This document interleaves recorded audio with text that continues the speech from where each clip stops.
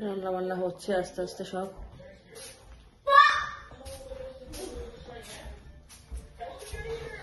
School ছুটি পড়ে গেল, আর যদি সব কাছে শুরু হয়ে গেল।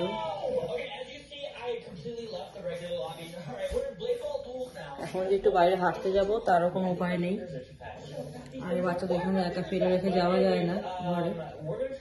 তো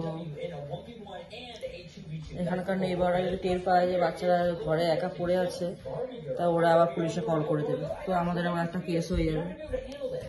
ঘরে একলা ফেলে বাচ্চাদেরকে এখানে একদম রেখে যাওয়া যায় না।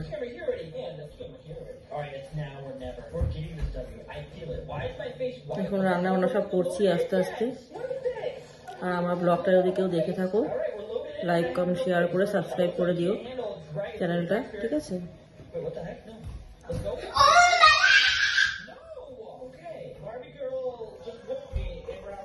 ব্লগটা দেখো। মটনটা আগের থেকে ম্যারিনেট করে রেখে দিয়েছিলাম 4 থেকে 5 ঘন্টার মতন, সেটা এখন রান্না করছি। এই যে ফ্রাইড রাইসটা হয়ে গেছে, এদিকে রান্না বান্না কমপ্লিট হয়ে গেছে। আমাদের মটন কষা রেডি, এদিকে মটনের ঝোল।